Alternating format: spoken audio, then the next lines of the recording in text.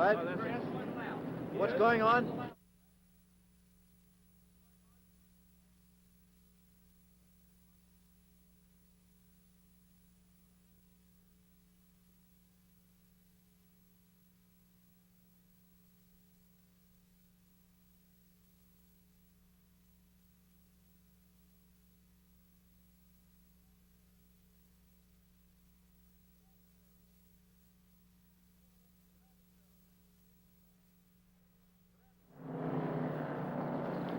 Good afternoon. This is Jim McKay.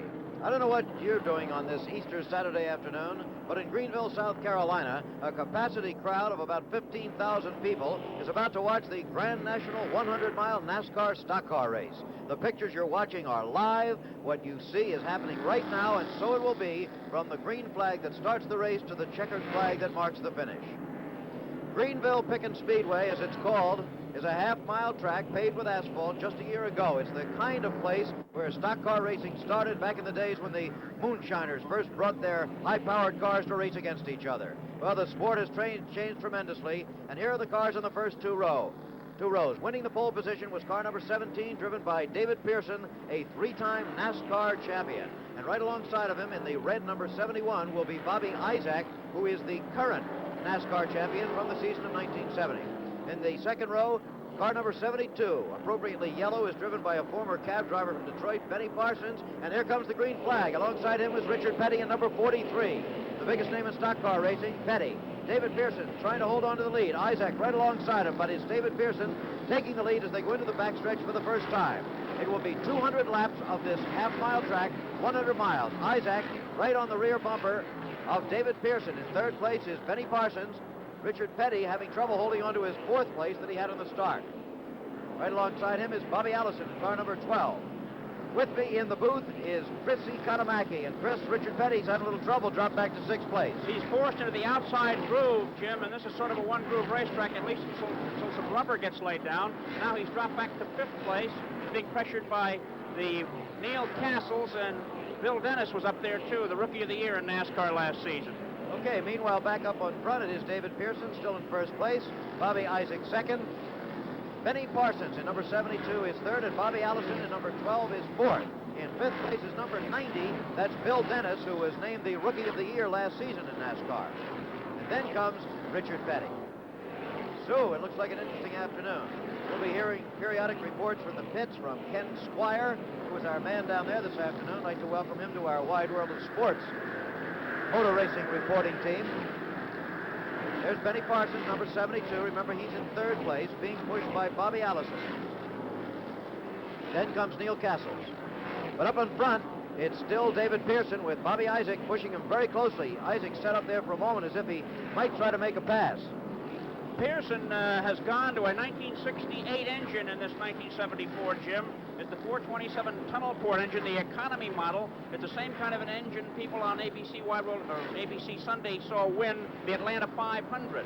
The car in the pits, it's Ray Williams, car number 47, not figured to be one of the top contenders. But there are the leaders. David Pearson immediately followed by Bobby Isaac. Remember, a three-time NASCAR champion, followed by the defending NASCAR champion. So it could be quite an afternoon. They're going to be moving into traffic soon. Reminder that today's Grand National Stock Car Race on ABC's Wide World of Sports is being brought to you by Mercury, where better ideas make better cars. It's as simple as that. Mercury makes better cars at the sign of the cat. By Roytan Falcon, cigars with the rich, mild taste. And by Sears Tire and Auto Centers, where you'll find die-hard batteries and a complete line of quality tires. Now we have a car stalled in turn 2. Car number 46, Roy Main, and so the yellow flag has come out for the first time today. No accident, he's just spun out and has stopped. It's kind of a problem for a fellow to get out of his car, huh? There's not much room. This is a rather narrow, a fine half-mile racetrack here in Greenville, South Carolina, that for many years was an excellent clay track. And last year they've coated the surface with asphalt, eliminating whatever dust problems there may have been and upping the speed. Pearson's qualifying time of 21.803 seconds on the track, Jim, constituted a new one-lap record today of 82.4 miles an hour. Okay, under the yellow flag, the one car has come into the pits. However, we'll be back here in a minute in plenty of time to resume the action.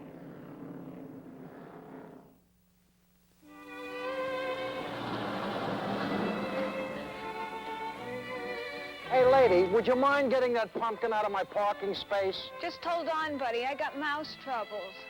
Like a dummy, I listen to my fairy godmother, and I wind up in the middle of the street riding a vegetable. You go to single dances, that's what happens. Yeah, I even lost my glass sneaker. All right, everybody out. Let's move. Ugh, watch it, fella. Thanks. You're Cinderella, aren't you? Yeah? I thought so. You know, a smart girl like you should get a job as a Hertz girl. The only job I ever had was cleaning for my rotten stepsisters. I know. I read the story. You could do it, though. You'd look great in a Hertz outfit. Besides, we train you to rent Fords and Mercuries, help people out. You might even get to meet a king. A king? That's hard to believe. Would you believe a prince? I don't think so. How about a salesman from Pittsburgh? If you've ever been treated like a prince at a Hertz counter, now you know why. We're back again, reporting to you live from Greenville Pickens Speedway in Greenville, South Carolina. This is Jim McKay with Chrissy Kanamaki and Ken Squire, and they're getting his car restarted finally. It's Roy Main who caused the yellow flag here. The yellow flag still out. We're in the early laps of what is a scheduled 100-mile or 200-lap race. The tow truck out there apparently is not going to have any business now that Main has gotten his car restarted. Wendell Scott, car number 34, came into the pits, has obviously an engine problem. The hood is up, so could be one car's out of it already. And another one, number 32, Marv Acton, also in.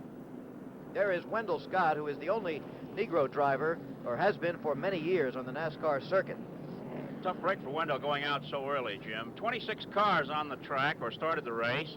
And the track for half-mile ovals is a little difficult to drive because the straightaways are rather long and the turns quite sharp. Many half-mile tracks have shorter straightaways and wide sweeping turns.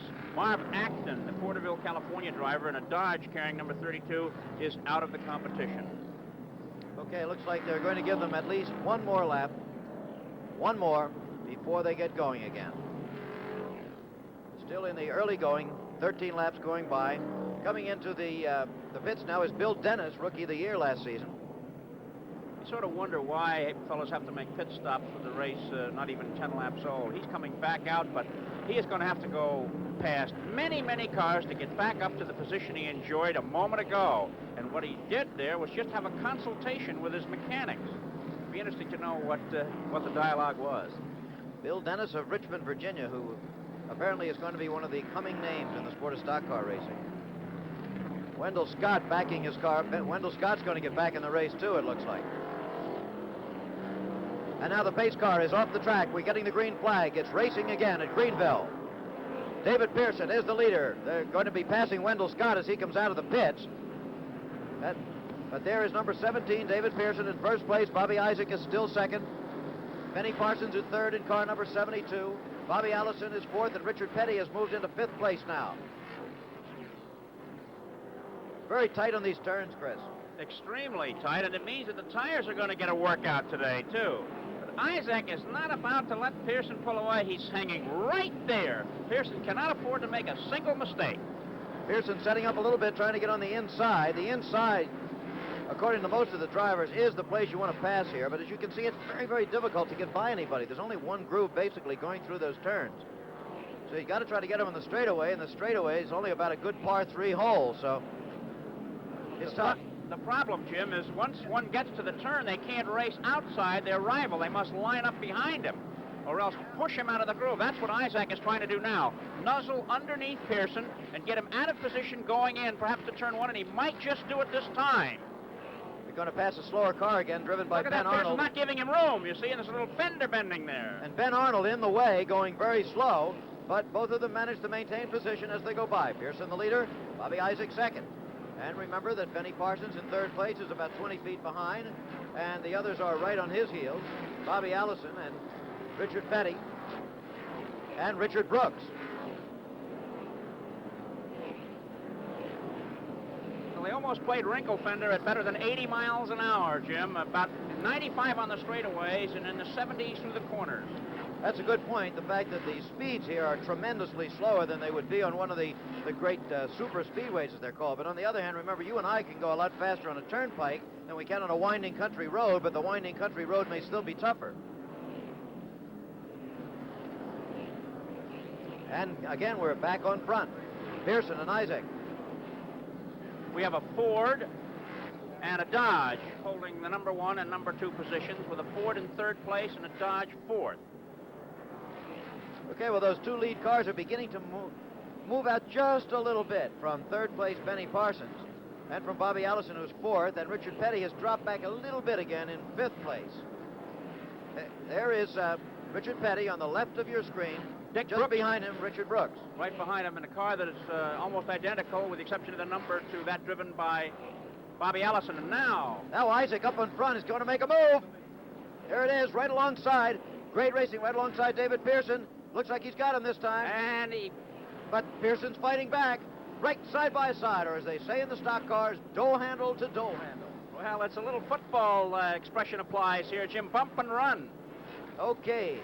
Crowd really loving this as Bobby Isaac takes the lead. Now, Bobby has won the last 3 races that have been contested on this half-mile track at Greenville, including the first one on an asphalt surface that was contested last June. Remember, this track was just paved last year. Used to be a dirt track. This, you might say, Jim, is Pearson's home track. He lives some 25 miles away in Spartanburg, and a lot of hometown fans are here hoping to see him take the checkered flag first. But it's Bobby Isaac in the lead, and now David Pearson is second. The defending NASCAR champion, leading the 3-time NASCAR champion. Only 2 men have won the NASCAR title 3 times. That's David Pearson, who's in second place here in car number 17, and Lee Petty, the father of Richard Petty, who now is running back in about 5th place. Yeah, Isaac has been picking and choosing his races, Jim, and as of last night, did not plan to compete here. He was told this morning to get down to Greenville and run. The car is kept up near Charlotte, and he was a post entry. He had to pay double entry fee. Rather than $50, he had to pay $100. And should he win, he will get no points counting toward the national championship because he is a post entry. But he will get points counting towards his bank account. He gets the money if he wins. That's right. The money will be his. Okay, now back again to take a look at Richard Petty in 5th place, because we want to keep an eye on him as the afternoon goes by. As big a name in his sport as Joe Namath is in pro football or Arnold Palmer in golf. He's in 6th place at the moment. Richard Brooks has passed him. That's Dick Brooks in the red and gold car. Dave Marcus in the number 2 car is giving Petty a run for the money. Marcus is a Wisconsin driver. He's from Wausau, and he's trying to make it big in the Southern Stock Car Circuit. And when you can go past Richard Petty, you've done that job partially at any rate. And there he goes. By him on the main straightaway. Our number 2, Dave Marcis, and there is Richard Petty right alongside him. It looks like Dave's going to be able to take him. I wonder if Richard might be having some problems with the car. It doesn't look like a Richard Petty drive so far. Well, I'm sure that when he makes his pit stop, and everyone will have to make at least one for gas, there'll be some adjustments made that will rectify whatever handling problem Richard is now having. Remember, what you're watching is a race for 6th place. It's the closest race on the track right now. Obviously, we're keeping track of the leaders. If anything happens up there, we'll show it to you. But you see Richard Petty dropping back to 7th place. He started in 4th. Number 49 car is driven by Ed Negre in place of its usual driver, G.C. Spencer. Okay, and so it goes on with some 22 laps going by out of a scheduled 200, and we shall return after a message that you'll be seeing.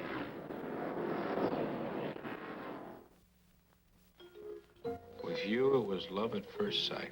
The thing I like most about you is that I can take you any place. I'm so proud to be with you. We go together. People stare at us. I just love being seen with you. Even just having you around gives me a lot of pleasure. Your long, lean, willowy shape, you make me feel like a man should feel. Real. Your scent, your looks really do a lot for me. And you're not like some of them. I don't have to spend a lot of money on you. You're not extravagant.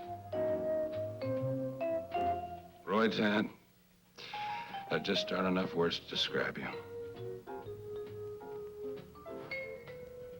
Rich, mild taste. What else can I say? Roy Tan Falcon, if you could only cook.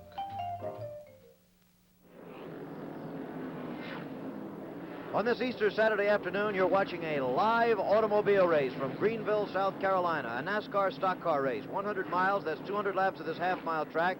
Jim McKay reporting here with Chrissy Kanamaki and Ken Squire, who is down in the pits for us today. There is the leader, Bobby Isaac of Catawba, North Carolina, the current NASCAR Grand National Champion. Ken Squire talked to him a little bit before the race about the differences between these little tracks and the super speedways. Let's take a listen to that. Bobby Isaac, take 3.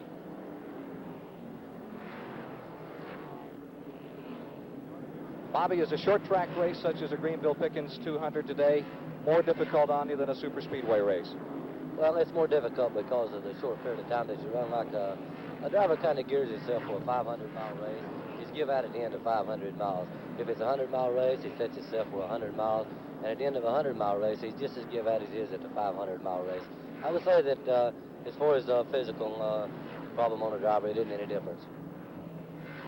Okay, the words of Bobby Isaac just before this race started, and there he is in his race car as you continue to watch the live pictures from South Carolina. It is, by the way, just about a perfect spring day. There literally is not a cloud, not a sign of even a white puff in the sky. The temperature is in the mid-70s. Perfect for going to a race, perfect for racing.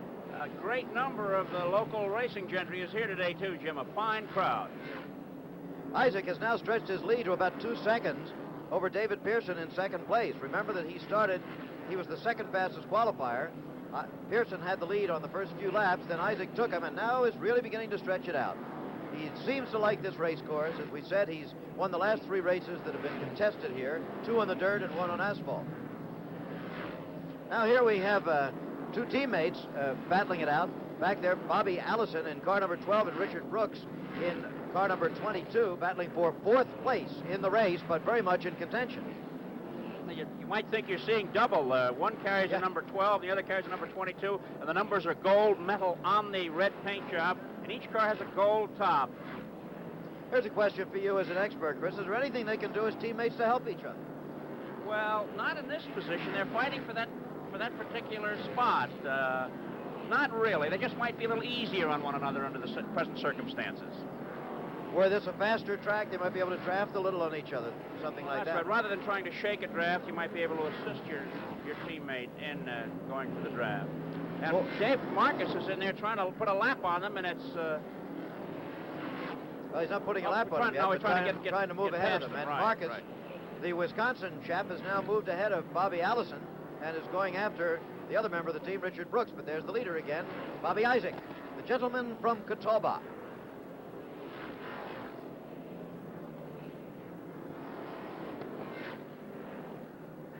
You know, Petty's car not performing up to snuff is a surprise, because in the 10 NASCAR races that have been run to date, he has won 5 of them. He is batting .500 and is well in the lead for what will be another NASCAR championship. And his Thursday night, look at that.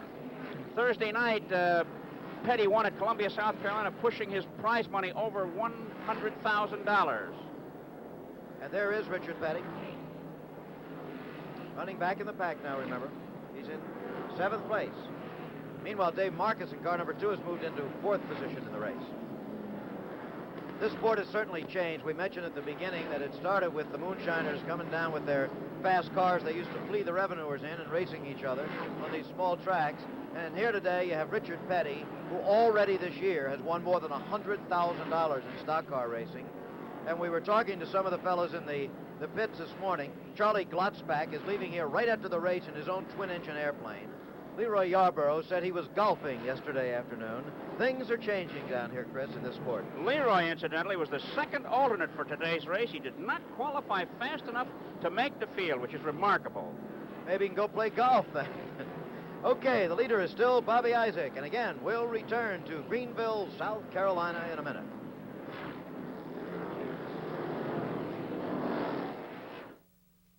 I took a ride in 2 cars this morning, and first one was the Mercury, and the second was the Mercury. This January, 100 people compared the ride of a medium-priced Mercury Marquis to a $26,000 European touring car.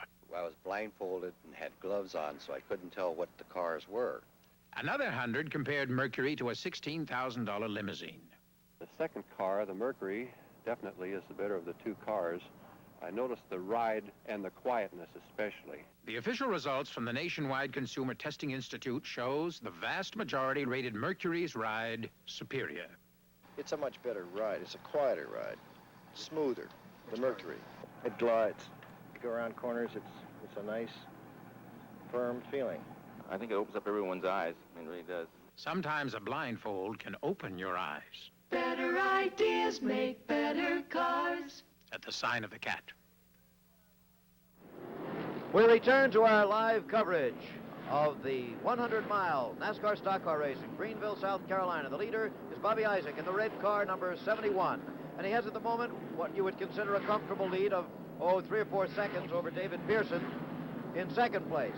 Right now, however, a battle for seventh. That's Richard Petty in car number 43 being chased by James Hilton of Inman, South Carolina, who last year was a top contender for the NASCAR championship until his car was wrecked very late in the year. Last year, Jim, Hilton was one of only 2 new winners on the entire NASCAR circuit of 46 races. Hilton won 1 race and Pete Hamilton won 3, and they were the only drivers to crack the establishment's victory scheme. We keep referring to the NASCAR championship, and so far this year, by the way, Richard Petty, who's in that car number 43, is the leader. He's not only won $100,000, but he's the leader on points with James Hilton in second place. There is the leader lapping a slower car, Bobby Isaac, and he's moving up very close on the heels of Richard Petty and James Hilton. In fact, he'll be trying to put a lap on them pretty soon. So soon there could be only 6 cars on the same lap. We have 8 or 9 on the same lap right now. Well, this is something one rarely sees, Jim. The leader is about to put a lap on James Hilton and then Richard Petty. When Richard Petty falls a lap down this early in the going, something's really wrong. That's news in the world of stock car racing, all right. Well, there's James Hilton being lapped. We'll stand by for the lapping of Richard Petty. There's only been 1 yellow flag so far in this race. If you've just joined us, it was a brief one and did not concern any accident of any consequence, just a car that spun and stopped in the middle of the race course. Nobody was hurt. And there is Richard Petty being lapped by Bobby Isaac. There will be at least a pit stop in this race, so we'll be seeing pit action before the day is done. It's interesting to note that even though it's a 100-mile race, the 22-gallon fuel capacity allowed these cars is not enough to get the job done. And the drivers told me before the race that they're going to have to stop sometime after 50 miles or up to 150. They just will stop between 50 and 150 miles to get their gas, and if a yellow flag should fly in that period, that's when the pits will get crowded. The race has now passed the 1/4 mark. We've gone more than 50 laps. A report that Wendell Scott is out of the race for good now in car number 34. He had trouble earlier with his engine, you remember. Bobby Isaac seems to be having no trouble with anything. Isn't it funny how the old saying of horses for courses seems to be true in automobile racing, too? There seem to be certain guys who can race so well on certain tracks, Chris. Well, that's true. Isaac, the champion, has had all sorts of trouble on the big super speedways, Jim, but he's a demon on the short tracks. He really knows how to get around. There's the second place car of David Pearson. He was the fastest qualifier with a new track record. We're on lap 55 right now of a scheduled 200. We're talking laps, remember, not miles. You have to cut it in half for miles because it's a half-mile track. This Grand National Stock Car Race, incidentally, is sanctioned, of course, by the National Association for Stock Car Racing. NASCAR continues to bring auto racing fans a most exciting schedule of stock car races. Grand National events coming up in the next few weeks as we look at the first 2 cars on the top and bottom of your screen. Events coming up in the next few weeks include the Gwynn Staley 400 from North Wilkesboro, North Carolina on April 18th, the Virginia 500 from Martinsville, Virginia on April 25th, the Rebel 400 from Darlington, South Carolina on May 2nd, and the Alabama 500 from Talladega, Alabama on May 16th, and we will be bringing you the Alabama 500 live from Talladega. However, Talladega and the surrounding area will be blacked out. Jim, the speed at 50 laps was 72.955 miles an hour. Remember, we had a long slowdown shortly after the race started, so they're really motoring along here. Remember now, better than 90-some miles an hour on the straightaways and about in the 70s through the corners. Okay, no current changes in the standings, but into the pits now is coming Bobby Allison in car number 12, one of the leaders in the pits. Bobby, one of the racing brothers from Hueytown, Alabama, his brother Donnie, not here today. There it is, Bobby Allison in the pits. And that is not a scheduled pit stop. It's a problem, and you see the hood is up. He has had so much trouble, Bobby, this year with engines. He's a great chassis man, gets the car working well, and then something happens under the hood. In the meantime, the competitors whiz by. Bobby Allison with about a 4-second lead now on David Pearson, who still remains in second place. Allison gave up 4th place to come into the pits, Jim, and he's been in now better than 30 seconds. By the way, the demise of Wendell Scott's car was a bit premature. He's back in the race, but he's 12 laps behind. And there is Richard Brooks, running in 5th place in the race, the teammate of Bobby Allison. Okay, and now we have the 2nd place car. David Pearson about to lap Richard Petty. Remember, he's already been lapped, has Richard, by the leader, Bobby Isaac. As Chris indicated, a most unaccustomed situation for Richard Petty, watching other race cars go by.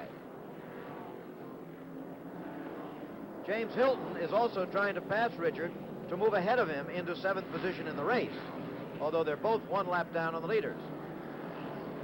James Hilton in the yellow car, number 48.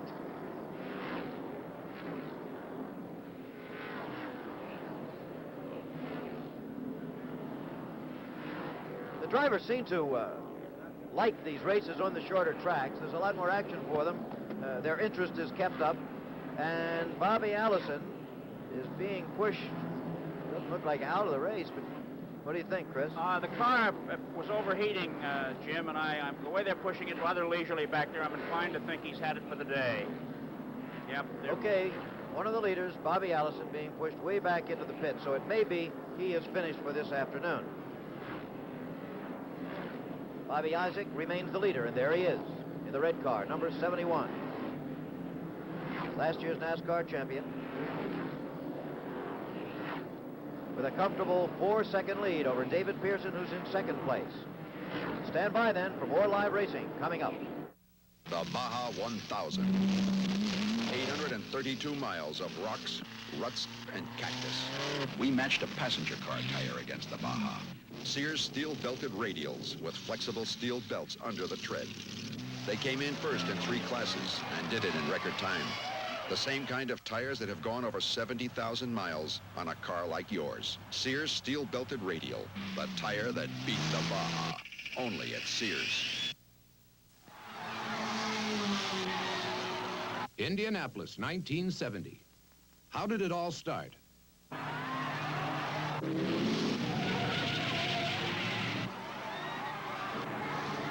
It all started with Sears Die-Hard batteries. 25 out of the 33 cars at Indy were started by the Die-Hard, including the first 3 finishers. Get the Die-Hard. Sold only at Sears. See Champion Auto Racers with Paul Newman April 18th in the special Once Upon a Wheel.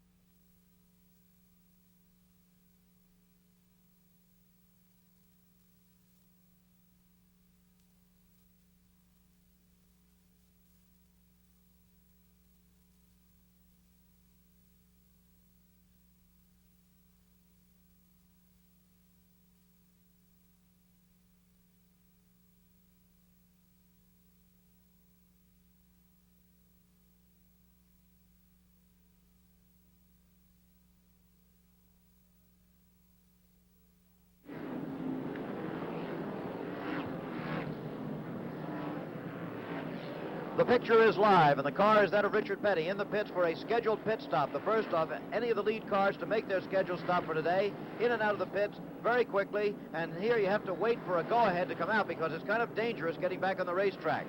Richard was in a tight battle for 6th place. Now he's dropped back, but of course the others will have to make their pit stop too. Jim, he was in the pits for 21.5 seconds, during which time he took on gas, took on right side tires, and they changed the chassis adjustment so the car will handle better, all in 21.5 seconds. So apparently the chassis adjustment was the problem that he's having out there on the racetrack. We should be able to tell now. Okay, here's Bobby Isaac, who is still the leader in the race. In 2nd place is David Pearson. Then Benny Parsons is 3rd. Petty is now 3 laps down, but again, remember, the others will have to take their pit stops. Dave Marcus is 4th. Richard Brooks is 5th. One man who did not take the field today was one of the most famous stock car drivers, Leroy Yarborough, and Ken Squire is standing by with him in the pits right now. If you hear me, Ken, come on in. Okay, Jim. Leroy Yarborough, who had some trouble today and didn't qualify, is going to be working with us down here in the pits. Richard Petty just seemed to be having suspension problems, like the tickets to start the race, Leroy. Walk in. Actually, something happened in the motor. I'm not sure exactly what, but it started skipping. It acted like maybe a broken valve or something, so we didn't make it. Leroy, what about Richard's car, this pit stop that just took place? Well, Richard motioned he was spinning the wheels like this, and Dale, his mechanic, put wedge in it, put some new tires on him, and sent him back out. So I think he'll probably start running a little bit better now. Back to Jim McKay. Okay, thanks very much. Ken Squire with Leroy Yarborough, who did not make the field today, and you just heard why. Also, his opinion on what might be the trouble with Richard Petty, so it's going to be interesting to follow Richard. There's the leader, though, of course, the most important car in the race at the moment, that of Bobby Isaac. I-S-A-A-C, and down here, they pronounce it Isaac most of the time. Now, here we have a battle for 6th place in the race between James Hilton in car number 48 and Charlie Glotzback in car number 38. Charlie Glotzback, he of the twin-engine plane waiting at a nearby airport to whisk him home after the race. To Georgetown, Indiana. So there's the battle for 6th place. Now here we have the battle for 3rd place.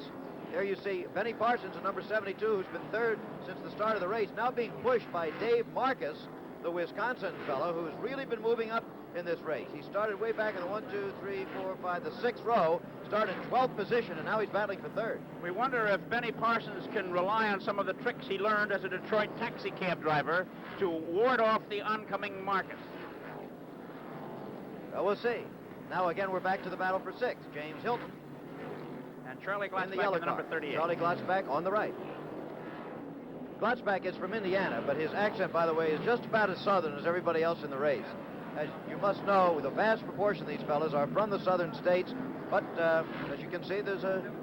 He told me before the race, Jim, that the bullet in his right shoulder doesn't bother him at all. He got into a little bit of an altercation back home last year and was shot by an irate employee. One bullet was removed, the other was left in. Should always be nice to your employees. Sounds like. Okay, now there are the battles, you see. 48 and 38.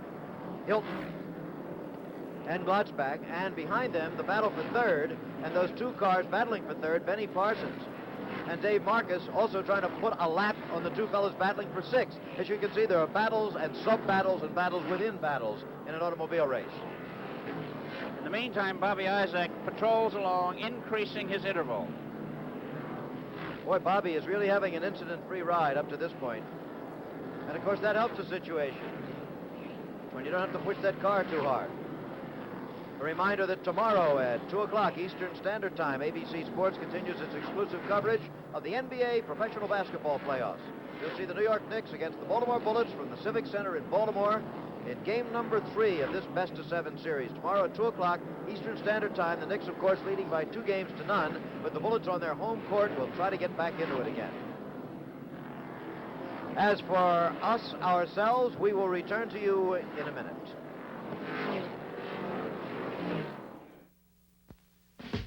It's here.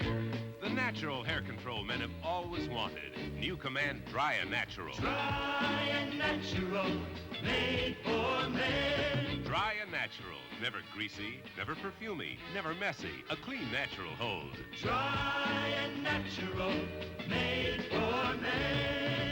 New Command Dry and Natural. Find it next to Command Hair Groomer and Command for Stubborn Hair. Dry and natural. To prove a point, I'm about to shave without using any water. Nothing to make my beard wet and soft, but this, rise. I'm actually getting a clean shave. Must be the moisture in Rise. Rise seeps moisture into your beard and holds it there for as long as it takes you to shave. Now, if I can get a shave like this using Rise with no water, imagine what you can do using Rise with water. The action is happening as you watch. It's live in Greenville, South Carolina. Bobby Isaac, the leader, a scheduled 200-lap race. 85 laps have now gone by.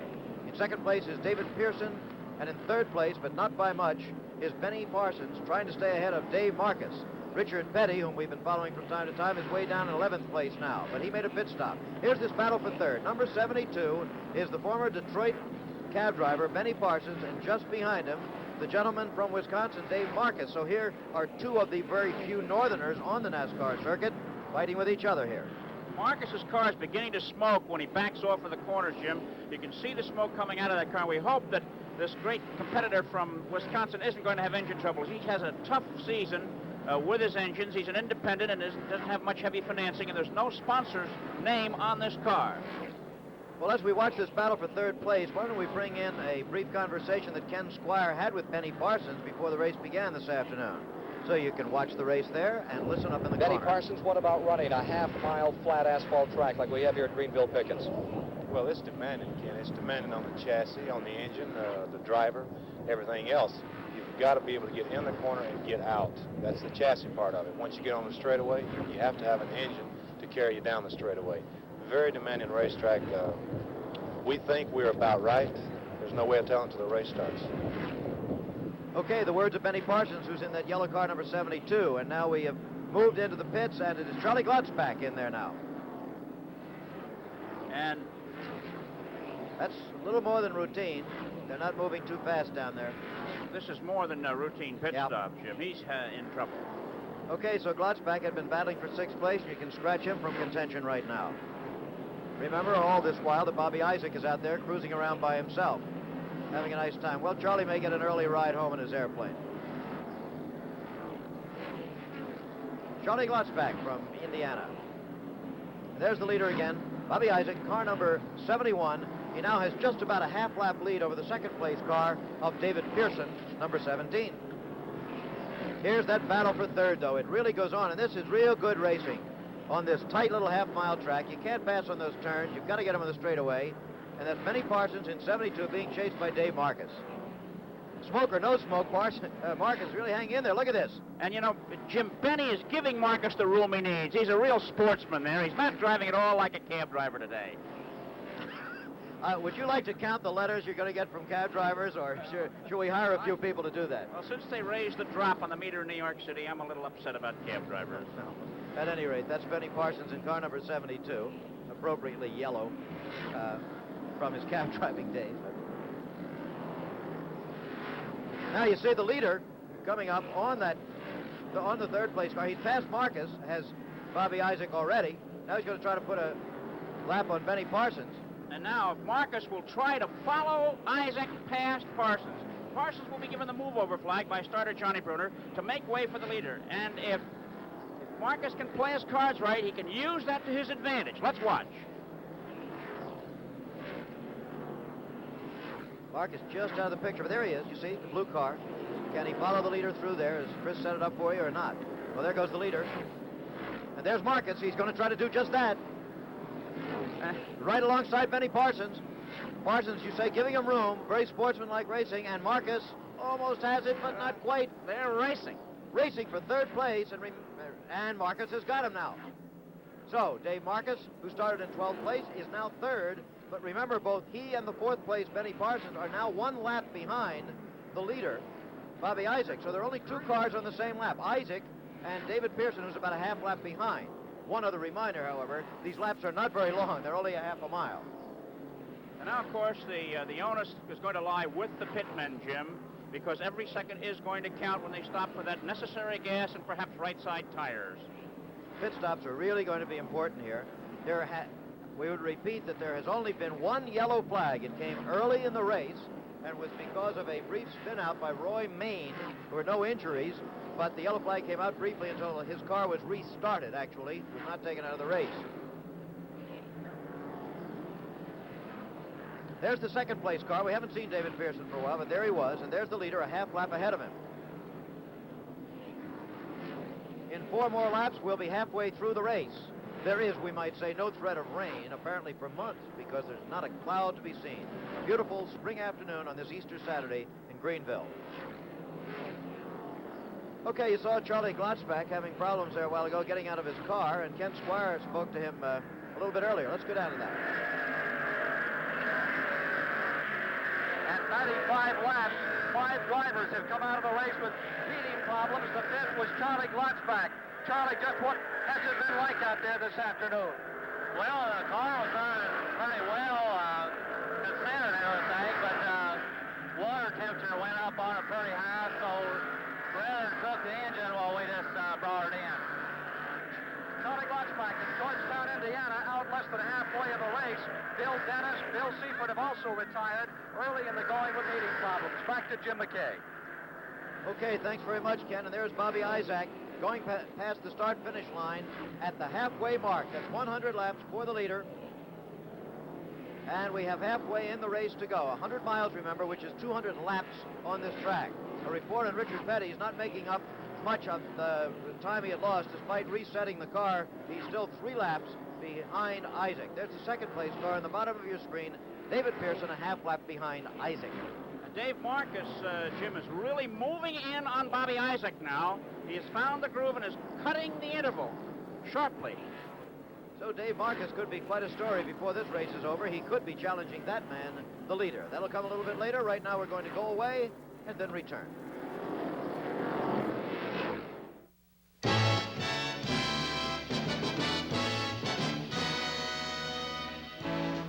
When you fish for tuna, you watch, you wait, and you make ready. Then you spot them. Tuna! And you better get them while they're running, because you get no second chance.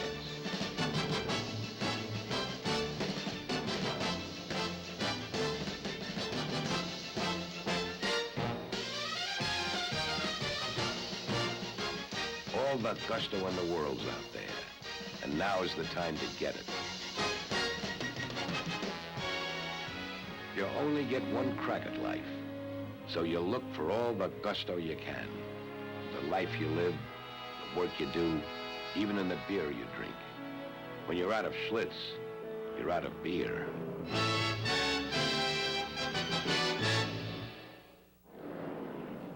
Again, we return to Greenville, South Carolina. NASCAR racing, coming your way live. Fine crowd on hand, about 15,000 people, biggest crowd they've had here in a while, and it's a perfect afternoon. Late afternoon racing. There's the second place car, David Pearson about to lap Richard Petty, who, as we've indicated a number of times, is having his problems today. He's 3 laps behind the leaders, and now will be 3 laps behind the second place car, as Pearson goes on by. Or does he? That adjustment that they made on Petty's car did not help too much, Jim. He hasn't able to show any superior speed since that visit to the pits. Standings in the race for Bobby Isaac, a clear, easy leader over the second place car, David Pearson. And in third place, Dave Marcus of Wisconsin, who has moved up from 12th position in car number 2. He is not as yet challenging for second, but that could come along. The sun beginning to cast much more lengthy shadows as it begins to set. It doesn't look, from our vantage point, as if the sun is going to be too much of a problem in the driver's eyes here, Chris, despite the lateness of the day. Coming off of turn 4 into the main straightaway, perhaps, later on. Okay, well, there is the leader still cruising around. There's only 2 cars, remember, on the same lap at this point. Speed, Jim, at halfway was 76.526 miles an hour, with Isaac leading Pearson, a Dodge over a Ford, 1 lap on the field. There you see the crowd in the background of the young lady standing there. As we said, it's a good, big crowd here today and having a very pleasant afternoon. The amazing thing is that the practice started at 11 o'clock this morning, which was 6 hours before race time, and there were a couple of thousand people here then. That's how much they like this sport down here. There's the leader, Bobby Isaac.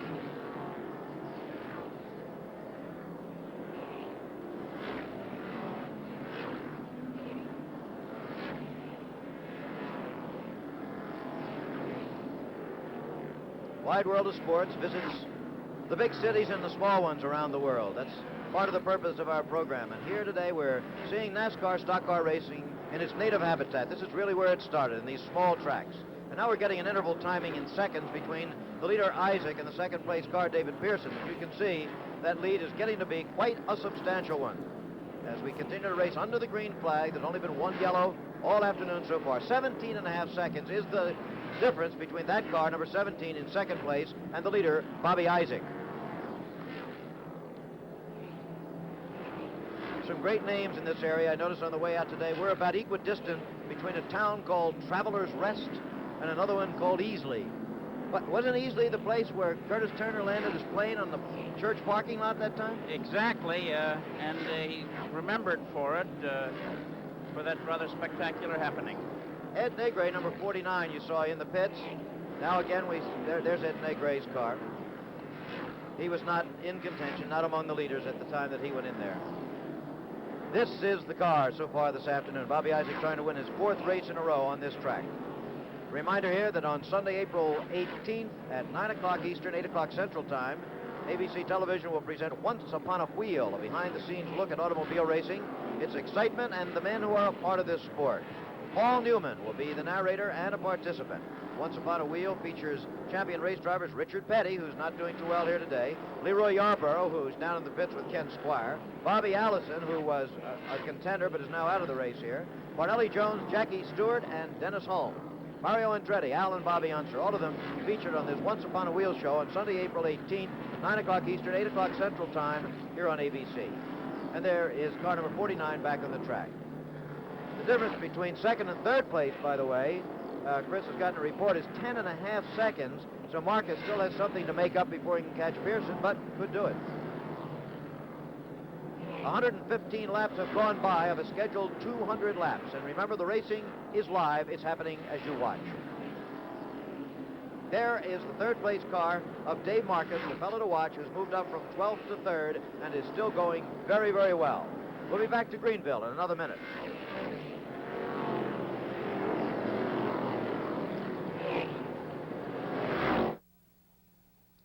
Well, with Bobby Isaac well out there, this is Bob Kennedy live for Craftsman Eager Mowers. The power mower is totally designed for easy operating, starting with the lightweight magnesium housing, the extra large wheels for easy rolling, the simple height adjustment levers, and most important of all, the Craftsman Eager 1 engine. The Eager 1 is a low compression engine with plenty of reserve power and a totally different carburation system that needs no adjusting. So it starts easy, and it keeps starting easy for a long, long time. In fact, while it doesn't always start on the first pull, it does start often enough that I'm going to try to demonstrate that for you right here, right now, on live television. In fact, I'm getting so confident at it that I think I'll mark my column before I start the engine. Okay? These Craftsman mowers, and only the Craftsman mowers, are powered by the Eager 1 engine. They start. They cut grass and they last, and they're sold only at Sears. Again, we're back to the race, and if some of the guys could get the cars working as well as the lawnmower, they'd be very happy today. Here's Bobby Isaac, the leader. And things may be deceptively tranquil looking at the moment. As we've said, Isaac has a good, comfortable lead over the second place car, Pearson. Pearson still has a pretty smooth lead over the third place car here of Dave Marcus. However, these cars are going to have to make a pit stop, and that should be coming up pretty soon. Well, Jim, they're waiting, of course, for a yellow flag, but none of them are going to go beyond lap 150 without stopping. They'll run out of gas. And we're on about the 121st or 22nd lap now, so it should be pretty soon that we start seeing the contenders go to the pits. Well, right now we're watching the leader trying to lap the second place car. If Bobby Isaac can get by David Pearson, and that's him right there, Isaac will be all by himself on that lap. Nobody will be on the same lap with him on this half-mile racetrack in Greenville. It's a paved asphalt track. If you've just joined us, it was just paved a year ago. It used to be a dirt track. Conversely, Jim, if a yellow flag should come out now and the pace car get in front of Isaac, Pearson will have made up all of this deficit and tack on the back of the chain. Okay, 120 laps have gone by. The standings at 120. Bobby Isaac, the leader, and the car that he's trying to pass right now, David Pearson, is in second place. Dave Marcus is third. Benny Parsons in number 72 is 4th. And Richard Brooks in car number 22 is 5th. And there he goes, Bobby Isaac, putting a lap, almost putting it on, and doing it now on the second place car, driven by David Pearson. So Isaac is all by himself, nobody on the same lap with him. 4 NASCAR championships represented there. That's right, and again we will remind you there's only been one yellow flag in this entire race so far, very unusual on a tight little course like this. Only one yellow flag, and that was not for a serious accident. It was a car that just spun out very briefly and stopped in the middle of the race course and did get, in fact, restarted.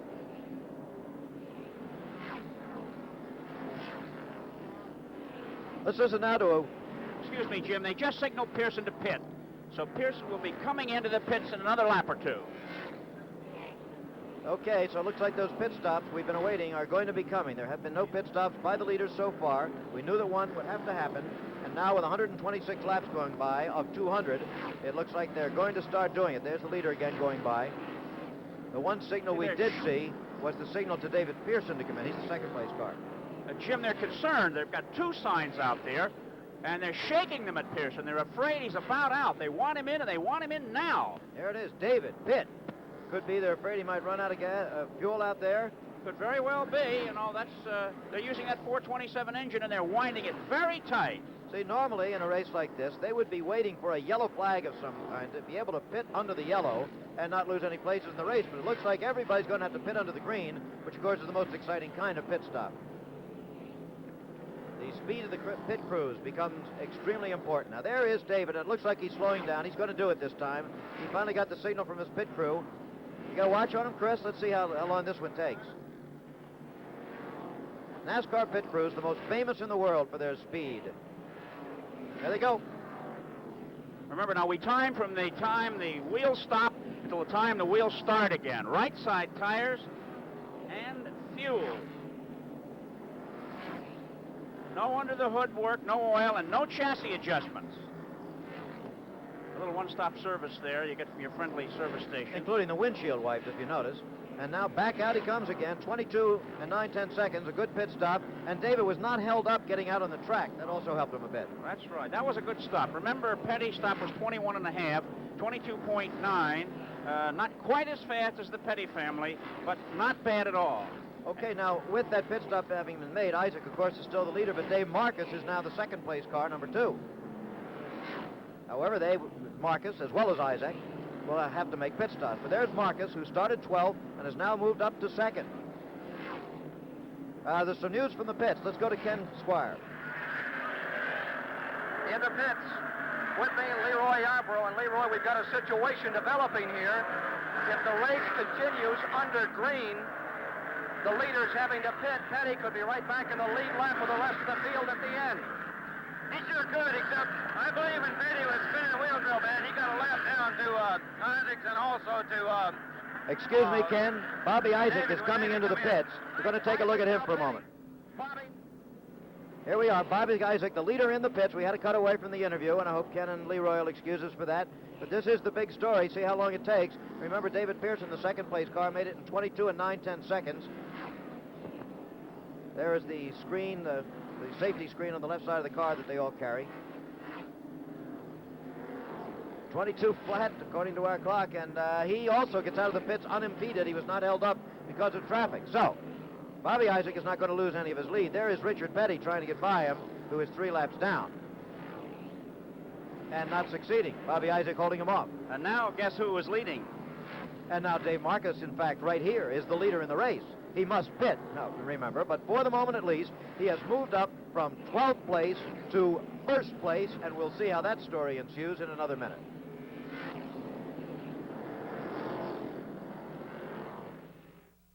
Move on up. Yo!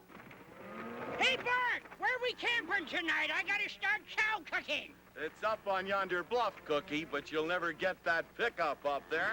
Ain't even a road. Well, I got a sawbuck that says this pickup will make it. He don't know there's a 6-foot chasm at the top. This is a 1971 Ford pickup, the rugged hauler, the one that works like a truck but rides like a car. Go, baby, go. That's because of Ford's twin I-beam front suspension, 2 axles instead of 1, that step over bumps independently. means a smooth, car-like ride. All right, Cookie, you won. That Ford is too tough. I'm off to wrestle a grizzly and kiss me a pretty girl. I hope you don't get it mixed up again. Ford gives you better ideas. Americans speak out on the National Polling Day special, Friday night.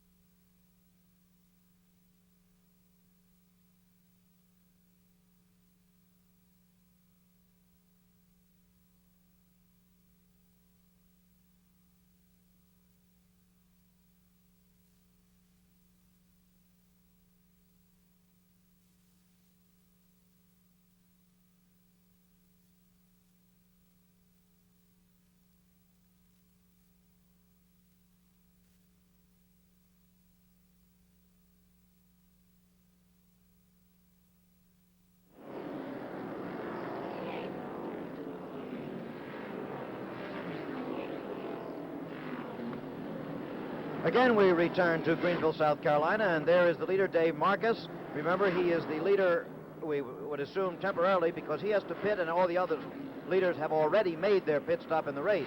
But he did start 12th. He has moved up now to take the lead. Fellow from Wausau, Wisconsin, and here he comes into the pits. You know, Jim, Dave from Wisconsin does not have a heavy team of well-drilled crewmen. These fellows are helping out from the area here, and we hope that his stop is on a par with the others that we've seen today. He's a great guy. He's never won in NASCAR competition. They don't look like they're too slow at that. A real quick pit stop, 15.9. That's the fastest of the stops. Look at him coming out of the pit gate. Whoa, it's a tight squeeze on the wall. Okay, the pit stops go on, and the racing goes on at Greenville. Benny Parsons has been in the pits, and he's coming back out again. Remember, Benny has been in third place in the race, but Bobby Isaac again now is the leader, as he has been all afternoon. Bobby Isaac, the defending NASCAR champion. He won the Grand National Championship last year. Not leading money winner, remember, but the champion for the year on a point basis. And to win that point championship, you have to race on the small tracks as well as the big ones. And Bobby is the fellow who can do that. He can race on both kinds very easily. Very well. There's second place again, David Pearson. And Ken Squire had some words with David earlier that I think might prove interesting right now. Let's listen to that. If you had your druthers, where would you rather go buy somebody on this track? Well, if I'd had my druthers, I'd rather go by them on the inside, because I have run here quite a few times. And if you get on the outside, the groove is right against the rail on the inside. So, if I could have my druthers, I'd rather be on the inside then, because it is kind of hard to pass on the outside. In fact, it gets a little tight, and the racetrack seems like it's a little slick up high. So, I'd rather be on the inside anyway. And there you have it, a complete rundown on David Pearson's druthers. If he had his druthers, that's what he'd rather do in many situations. Right now, he'd rather be ahead of this car, number 71, instead of being behind him in the race. I'm sure of that. Well, a little bit of strategy. Marcus' pit stop was accomplished in 15 and a fraction seconds through, of course, fast work by those friends of his, but also he took on only fuel. He did not change his right side tires. It is the only one of the contenders here that hasn't done that. And there, Isaac going by Benny Parsons, or is he? Well, by taking that chance on the tires, of course, he gained about some 6 or 7 seconds on second place David Pearson, and he's only about 4 seconds behind him now. You know, that move may not have been strategic on the part of Marcus, Jim. It could have been economic. He couldn't afford the tires. Or maybe his amateur pit crew doesn't know how to do it, you know. Oh, I doubt that. Well, there he is right now, cruising along in third place behind Isaac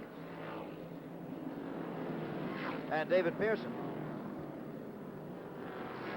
The official scores, and we will give you this now, the official scores now say that Benny Parsons is in second place. We don't believe that, and we may be wrong, but our unofficial standings still show it is Number 71, Isaac. Number 17, David Pearson. And we'll stick with that until proven wrong. Well, they'll resolve that hopefully before too long and give us a confirmation, one or the other. At least we... And, of course, we have number 2, Dave Marcus, in third place. So with those, the unofficial standings, Isaac, followed by Pearson, followed by Marcus. We're going to go away again for a message and come back. When Sears set out to bring you a better tire, we designed all kinds of fiberglass tires and put them through all kinds of tests to find the ones that would stay stronger longer.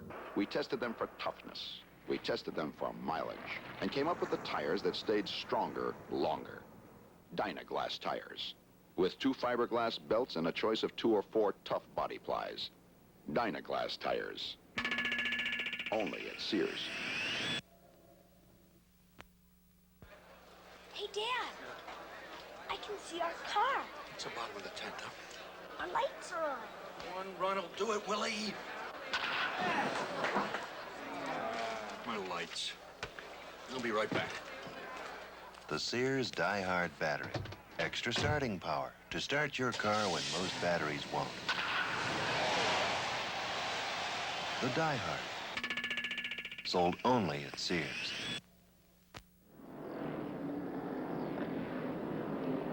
We're back again to the live race in Greenville, South Carolina. You can see the sun is beginning to set down here in Dixie as the leader continues to be Bobby Isaac of Catawba, North Carolina, defending NASCAR champion and winner of the last 3 races that have been conducted on this race course.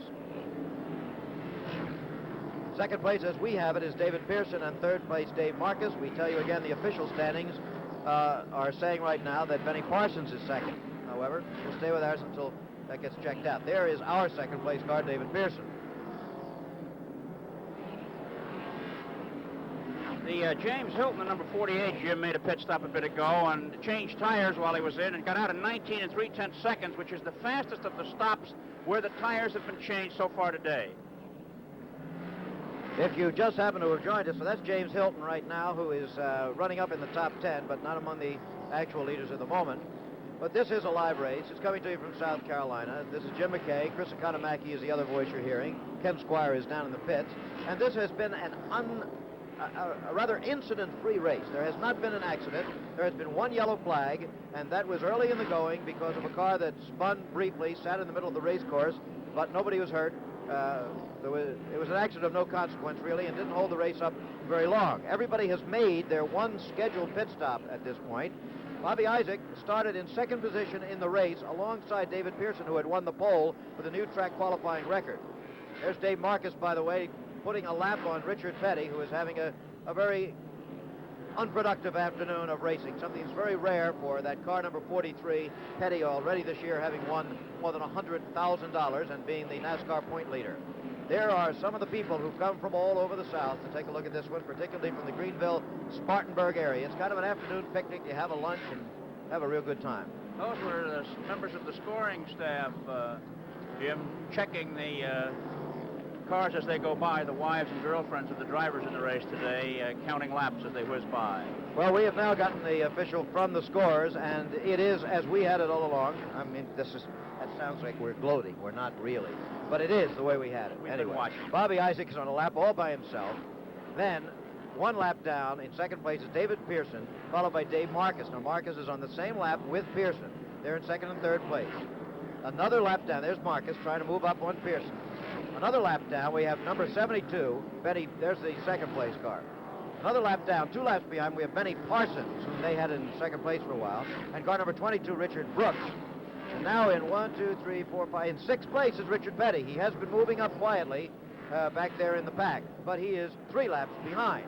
The difference between the second place David Pearson and the third place Marcus is now just 2.4 seconds. So Dave Marcus is having, I should think, the ride of his life so far. It's been his biggest day so far. He's been up in other races, but something has always befallen him of an unfortunate nature before the checkered flag wave. A quick reminder here, too, that 2 weeks from today, we're going to have a special 10th anniversary show on ABC's Wide World of Sports. We think it's going to be very good. We're going to show you many of the things that you've seen through the 10 years of our existence. We're going to show you those again, but also you're going to be seeing many people with little anecdotes, little behind-the-scenes stories that you have never heard before, including a couple from a fellow named Chris Economaki. So be with us 2 weeks from today at our regular time, 5 o'clock Eastern Time, 10th anniversary show, 5 o'clock, 4 Central Time. Now we get a lap time on the leader. Anything around 22 seconds is very fast on this racetrack, where remember the speeds are considerably slower than they'd be on one of the big wide-open super speedways. Well, the track record going into today's racing was 21.864 seconds, Jim, at 82.327 miles an hour, set last year by Bobby Isaac right after the track was paved. And Pearson went around at 21.803. That's less than a second, an average of 82.4. Okay, well, there was a problem there. We didn't get that lap timing on the leader, Bobby Isaac, but perhaps we'll pick him up in a couple of laps. There he is, breezing along with the slight spring breeze that is blowing here today.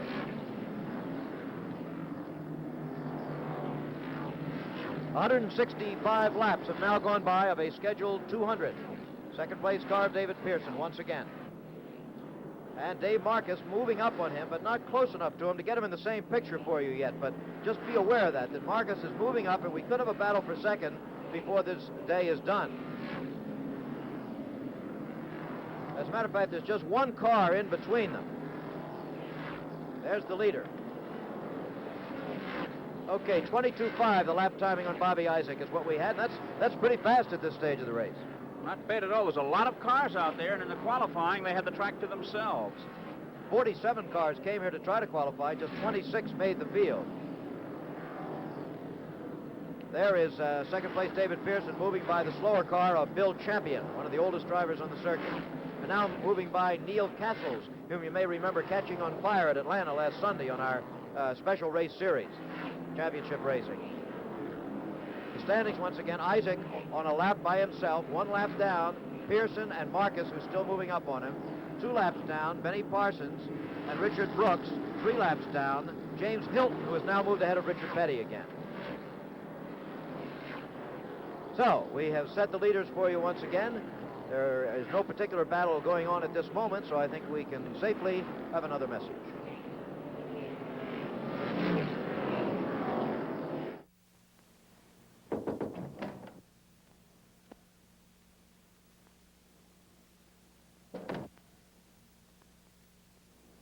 Some people put their slacks through a lot of punishment. No problem when they're Hager Forever Press Plus slacks. These stylish Hager dress slacks of fine Dacron and wool can take almost anything. Stretch them, twist them, rough them up all you want. They still look sharp. Hager Forever Press Plus slacks of Dacron and wool. Permanently pressed. The most wrinkle-resistant dress slacks ever tailored. Just $14. Also at $14, a wide fashion selection of plaids and stripes. All pre-cuffed and ready to wear.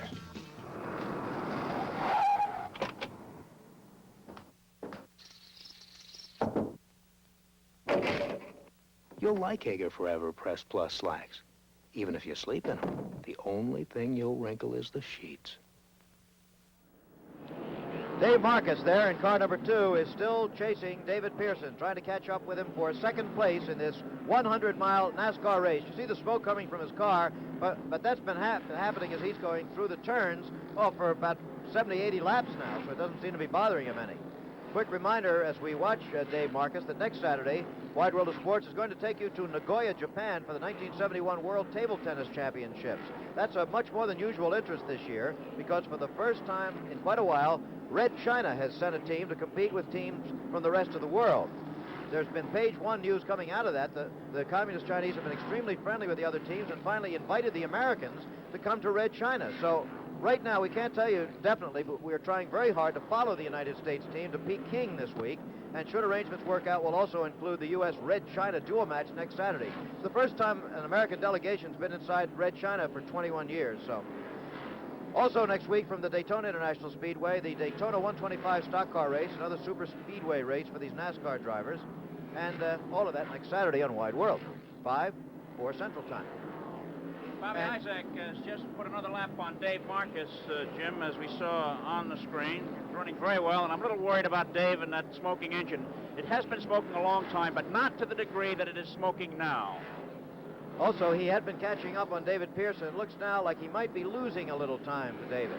Although he's still about 3 or 4 seconds, that's all. You know, Bobby Isaac told me before the race that he got a phone call this morning to come down here and race. Yesterday, he had not planned to race here, and now he's got better than a lap on the field. Looks like it was a good idea. This, by the way, is the richest NASCAR race on a half-mile track they've ever had. $20,600 in prize money, and the last place finisher, Jim, will get $625. Looking at some numbers earlier today, Richard Petty did his first racing in 1958, and he won $750 for the year. Last year, he won almost $140,000, and this year he's already won more than $100,000. You know, Jim, if Richard has a good year, he will be the first stock car driver in history to have won $1 million. He's getting right up there now, and his career earnings are 920-some thousand. You can see that the shadows are beginning to lengthen here, quite literally, as the sun goes down, so the quality of the pictures that go into some of the turns may not be quite as good as it was. But it's going to get dark here soon, that's the reason. There's the leader threading his way through traffic, putting another lap on Neil Soapy Castles, and now trying to put another lap on second place, David Pearson, or will be here in a matter of moments. 173 laps gone by, 27 laps left in this race. And still, there's only been one yellow flag all day.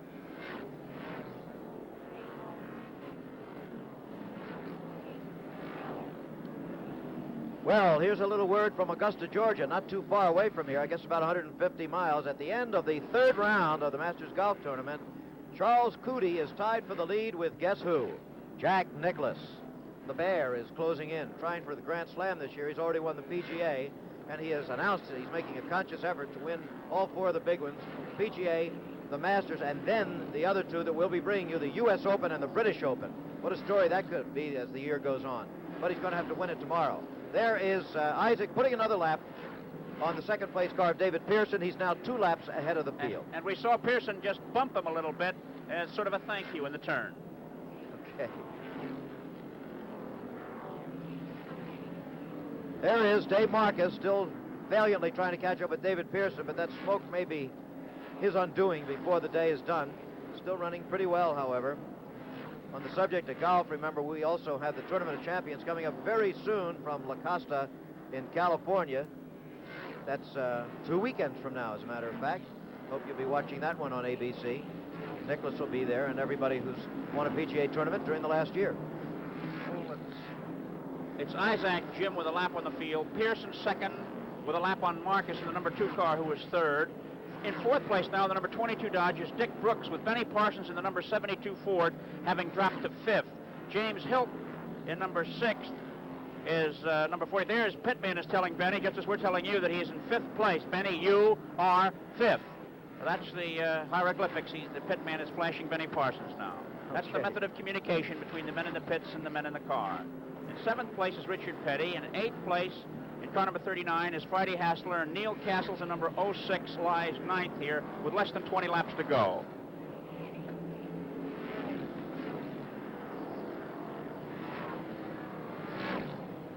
Barring amazing developments, Bobby Isaac is going to breeze to his 4th straight victory here in Greenville.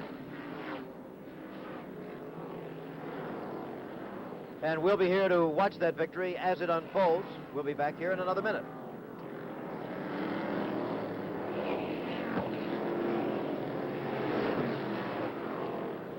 "13 laps to go in the race.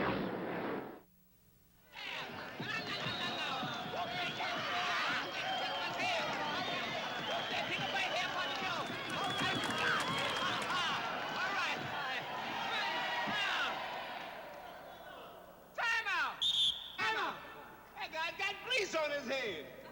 He's gonna mess up my whole game. You gonna get it now, honey. You better get some of this and use it. Natural Vitalis. It's greaseless.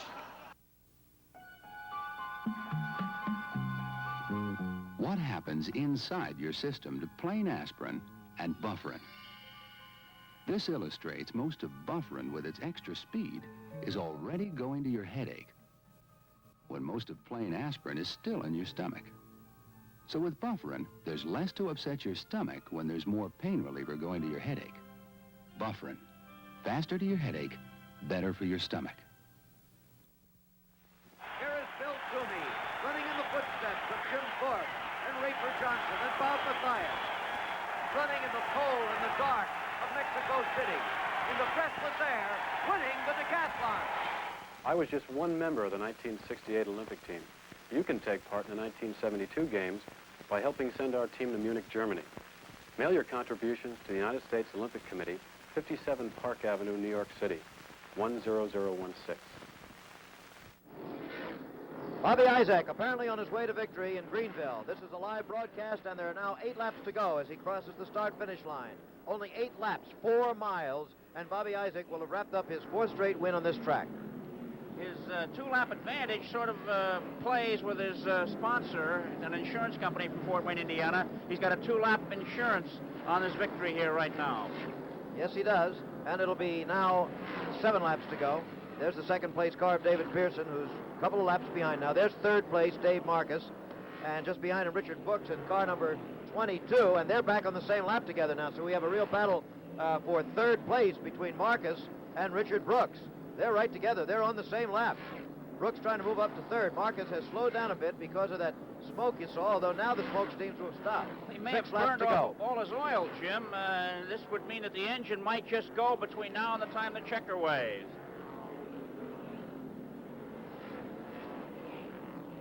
Okay, well, there is Richard Brooks trying to get by him, and could be looking like they're lashed together right now. Yeah, there's a race going on, a little wrinkle fender. Remember, this race is for third place and some good points in the NASCAR standings. Marcus trying to hold off Richard Brooks. 5 laps left in the race. There is the leader. He has less than 5 laps to go. Now back to the battle for third, and Brooks has moved ahead of Dave Marcus. So it looks like Richard Brooks may be able to finish third here. And now there are 4 laps to go. Running under a late afternoon slanting sun. Beautiful Easter Saturday day here, Greenville, South Carolina. And in a matter of seconds, there are going to be 3 laps to go. Here's Richard Brooks, safely in third place now, behind Bobby Isaac and David Pearson. Pretty soon we're going to be seeing that white flag. Yes, Chris? That's right. Marcus's car has slowed appreciably. James Hilton has passed him, but not for a position.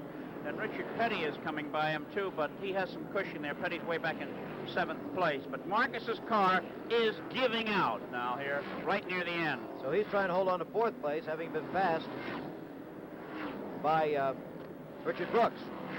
There is Marcus. Up on front, though, Bobby Isaac has less than 2 laps to go. Less than 2. There he is. And we can just kind of follow him home because it's going to be all over very soon. There's the white flag out now. There's the second place car, but the white flag has been given to Bobby Isaac, which means 1 lap to go. One more time around the half-mile track, and you're home free.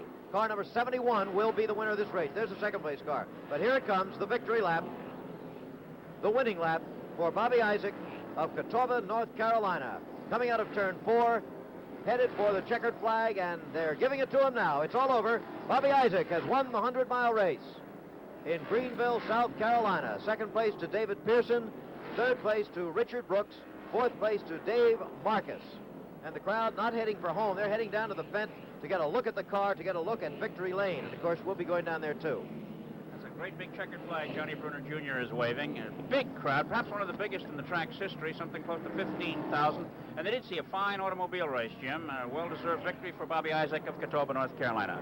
Okay, we'll return here for a look at Victory Lane in a minute.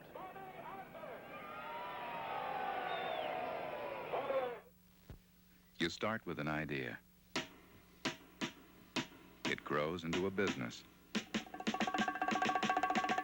The business means greater responsibilities. Management problems get more complex. You take on a partner, 2 partners, 3. Growth, expansion, change. John Hancock knows all about it from first-hand experience. That's why we know how to help you as you grow with stock redemption plans, key man coverage, cross-purchase agreements, or other complicated financial services that can help you manage the growth of your business. So no matter how large your business or how small, when you think of your growing insurance needs, think of your John Hancock man. His business is protecting yours. John Hancock, huh? Next Saturday, ABC's Wide World of Sports will take you to Nagoya, Japan for the 1971 World Table Tennis Championships. As we told you a while ago, for the first time in a good many years, Red China has sent a team to compete with teams from around the world. And also, we're attempting to follow the United States team to Peking this week. And should arrangements work out, we'll also include the U.S. Red China duel match next Saturday, the first American delegation to visit Red China since the Communists took over there some 21 years ago. So that's the World Table Tennis Championships. Additionally, next Saturday from the Daytona International Speedway, we'll feature the Daytona 125 stock car race, another super speedway race for these NASCAR drivers. So be sure to join us for a most unusual show, I think, next Saturday on ABC's Wide World of Sports. There is Victory Lane. Ken Squire is down there. I can't see whether he has Bobby Isaac with him. Okay, Ken, go ahead. Victory Lane, and it is a harmonious group around Bobby Isaac. Delighted to see him here, fourth time in a row. Bobby, congratulations on a great run. Well, thank you, Ken, and my car did work real good. I'll have to thank my crew, and the K&K Insurance Company for sending me down here, and Harry Hyde and the boys for setting the car up. They did a terrific job, put a good pit stop on me, and, I was able to keep my lead, and everything just seemed to go our way. Did it ever miss a beat all day, Bobby Isaac? Well, it really didn't, They tuned this 70 Dodge pretty good, and they had it tuned real good today. Any problems out there at all? Not really.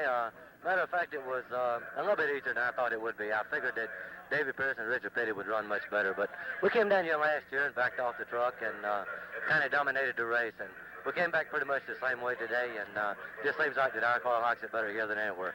Bobby Isaac, you won 11 races last year, all on short tracks. Now you've taken your first short track victory of the season. Do you think it's going to continue from here? Well, I sure hope it continues through, North Wilkesboro next week and Martinsville, Virginia the following week, because they're both 250-mile races and they're good paying races, and I'm looking forward to going there. Just hope I can run good. Was it as hard on you as the super speedway today out here in the blistering sun? Well, it sure was. Like I told you before, kind of geared myself for a race, and this was a 100-mile race, and I probably couldn't run 125. Bobby Isaac, Catawba, North Carolina, winning his first Grand National victory of 1971. He does it at the Greenville Pickens Speedway in style by just about a lap. Now back to Jim McKay. Okay, thanks very much, Ken, and everybody trying to get a look at the winner here, a close-up look, as you just had. The winning speed for Bobby Isaac was 78.158 miles per hour, which is a new track record for here. He held the old one, the old race record of 75.345. And now let's run down the leaders for you. These are the official standings now. Well, thank you very much, Pickens County. The kind bunch of folks there. Youngsters holding that up for us. Bobby Isaac, the winner of the race. Second place going to David Pearson. Third place to Richard Brooks, who in the closing laps passed Dave Marcus. In fifth place was Benny Parsons. Sixth, James Hilton. In seventh place, the NASCAR current point leader for the year, Richard Petty, also the leading money winner. And behind him, Neil Soapy Castles. So that's the way the race went, and I think a more incident-free race I have seldom seen, Chris. There just was nothing. A very safe and well-driven race on a tight track. An extremely well-driven race, Jim. The track is difficult. The straightaways are long, the turns sharp. The brakes were given a tremendous workout, and usually on a tight track like this, there are more spins. We saw one by Roy Main very early on the 8th lap, and was the only incident of the day. Ken, you hear me? I see you had David Pearson down there. Why don't you have a few words with him? Sure will, Jim. David? John Bruner Sr., the chief steward, told you two fellows some explicit instructions about the start of the race, but I didn't think it was going to finish that way. No, Bobby was running real strong. In fact, I was running real good to start the race, and I believe I broke a wrench or something in the rear, and I don't know what it was, but I just couldn't manage the car coming off the corner. I'd break loose, spinning. You ran real strong at the beginning of the event, and you had a tremendous duel with Isaac. How did he finally pull by you? Well, finally, I just kept getting loose and I couldn't run, and Isaac come up and just passed me and went right on. I just waved by at him. was your day to be on the pole, however, and Bruner told you before the race began that it was your turn to be the boss in this kind of event. I imagine you feel kind of sorry it didn't finish up that way. Well, I was the boss on the first lap, but that's just about it. I think I led about 20, 25, maybe 30 laps, but after that, the car started getting loose, and back in the race, I just couldn't run at all. I had to just back off and let him go. Spartanburg, South Carolina's David Pearson, who started his racing on this speedway many years ago and finished his second to Bobby Isaac today in Grand National competition. Okay, thanks very much. Ken Squire down in the pits with the second place finisher. That's kind of eerie looking, isn't it? That's actually Chris Economaki and me through the window. We aren't really superimposed or anything. There, you see, there's our little monitor and an inside look at the world of TV. And now an outside look at the crowd beginning to make their way through the red clay country of South Carolina to their homes on Easter Saturday night, and then a nice day tomorrow, it would be hoped. It was a very pleasant day of racing, and it'll be back pretty soon to those Indianapolis cars, Chris, and then to the big Indianapolis 500 itself. It's going to be a great year of racing, isn't it? Racing is going to have perhaps one of its best years, and I'd like to take this opportunity to wish all of our viewers the happiest of Easters tomorrow. Okay, and if you wonder how people get here, they get here in every conceivable way. As you can see, there are pickup trucks, there are campers, and look, these people brought a very fancy arrangement, complete with their ladder. They have their tables and chairs and their picnic, and the whole family from what looks to be about age 2 all the way up to mom and dad, and very often grandma and grandpa. There is a look from the rear at Bobby Isaac being literally besieged by the fans to whom, down here, this is the biggest sport in the world. That's about the story from here. We told you that 2 weeks from today we're going to have our 10th anniversary show on ABC's Wide World of Sports, complete, by the way, with a brand new song written for the occasion. You'll hear the gentleman who wrote it singing. 10 years ago I boarded a plane to search in the world of sport. The executive producer of ABC's Wide World of Sports is Roone Arledge. The Grand National Stock Car Race was produced by Ned Steckel and directed by Andy Sedaris.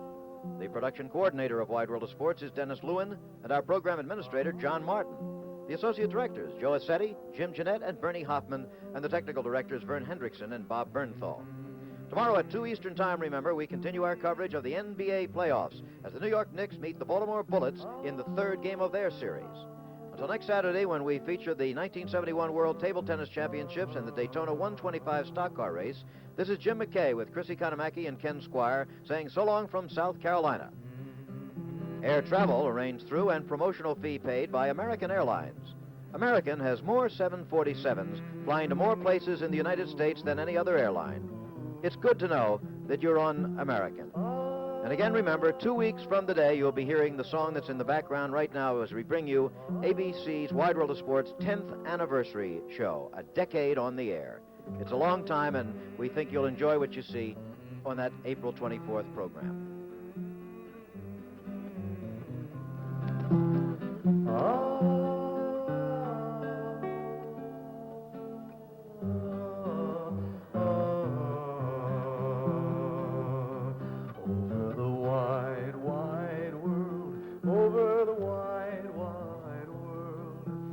I think I've seen a plan.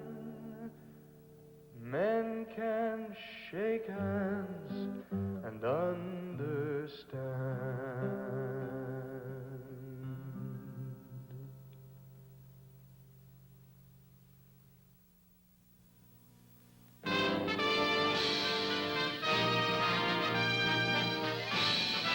Spanning the globe to bring you the constant variety of sport, the thrill of victory, and the agony of defeat. The human drama of athletic competition.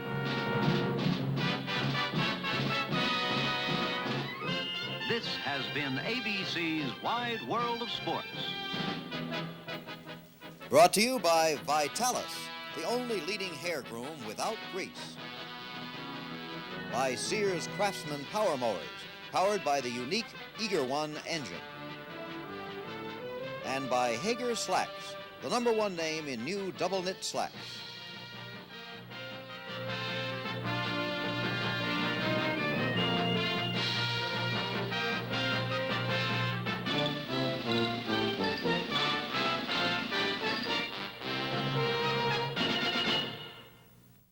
Paul Newman tells the thrilling story of international auto racing, the high-powered cars and the men who drive them in Once Upon a Wheel, a sports special, Sunday night, April 18th at 9 o'clock, 8 Central Time, here on ABC.